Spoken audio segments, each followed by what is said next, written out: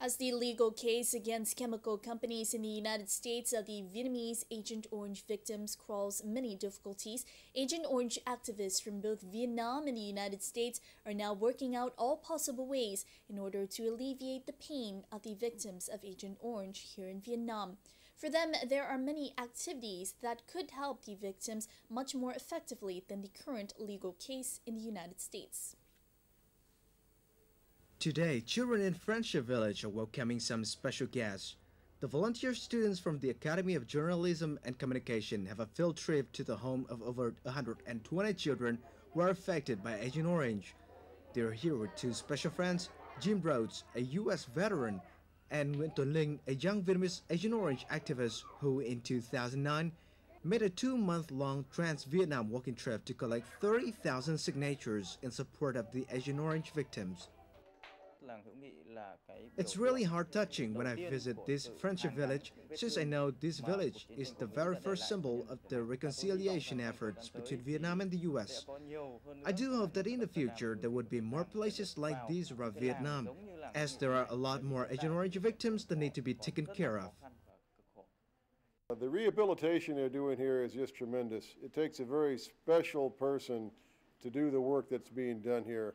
And I commend them greatly. It takes great skill and great care and great patience, something many of us don't have, but it's something that needs to be done, and it's a very, very worthy facility that deserves the support of not only people in Vietnam, but the United States as well, because we have to remember, we caused this problem, nobody else did.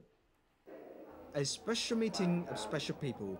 They meet to share the action plans about how to better the lives of Agent Orange victims, as the legal case against U.S. chemical companies seems to be taking too long to yield any positive results.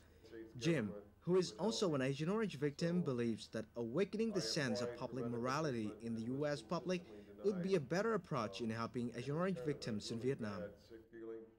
So what I've tried to do is go around that particular issue and point out the fact that what we should be doing is moral and just, not political or legal.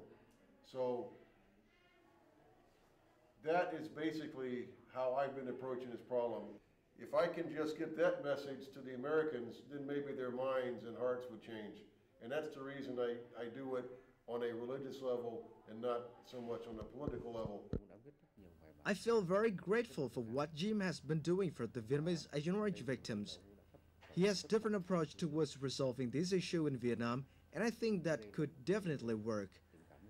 I know Jim has published a book and written many articles on Agent Orange issues in Vietnam, and I hope that could help people, especially in the US, to understand more and do more for the Agent Orange victims here. Meanwhile, Tuấn Linh is now preparing for another trans-Vietnam trip by bicycle from Cà Mau to Hà Giang in mid-2012 to raise funds as support for Agent Orange victims. The Agent Orange victim issue in Vietnam will take very long to be solved, but will be much alleviated thanks to efforts of people like Linh and Jim.